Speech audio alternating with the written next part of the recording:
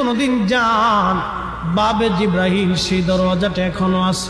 মদিনাতে যদি কোনোদিন যান, বাবে জিব্রাইল সেই দরওয়াজাটা এখনো আছে, যেই দরজা দিয়ে নবীর কাছে জিব্রাইল আমিন আসছে 22,000 বার। দাহিয়াতুল কালবির সুরত নিয়ে নবীজির কাছে আসতেন।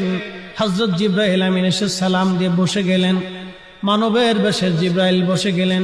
ইয়া রাসূলুল্লাহ, আল্লাহ পাঠিয়ে দিয়েছেন, আল্লাহ সবই জানেন, ভিতরে বাহিরে প্রকাশ্য অপ্রকাশ্য আগে পরে, আপনার অন্তর ভিতর বাহিরে সব আল্লাহ জানেন। তারপরও আল্লাহ আমাকে পাঠিয়েছেন আপনার কুশল জানার জন্যে।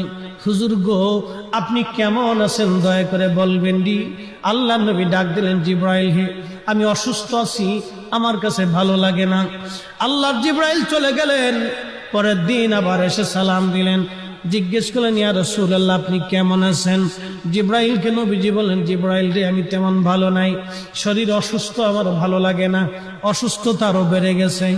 তৃতীয় দিন জিব্রাইল আমিন আবার আসছে, হুজুর আপনি কেমন আছেন? আল্লাহ জানতে চেয়েছে আপনি কেমন আছেন। জিব্রাইলকে নবী বললেন, আল্লাহকে বলো আমার শরীর ভালো না, আরো অবনতি হয়েছে। চতুর্থ দিন জিব্রাইল একা আসলেন না, মালাকুল মউত আজরাইল আলাইহিস সালামকে নিয়ে আসলেন।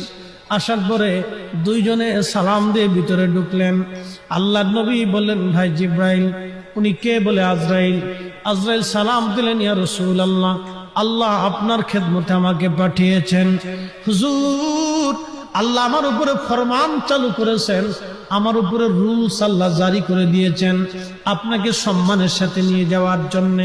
ইয়া রাসূলুল্লাহ, ইয়া হাবিবাল্লাহ, তবে আল্লাহ পাক এটাও বলে দিয়েছেন আপনি অনুমতি দিলে আপনার জান আমি কবজ করব, অনুমতি না দিলে আমি আজরাইল ফিরে চলে যাব।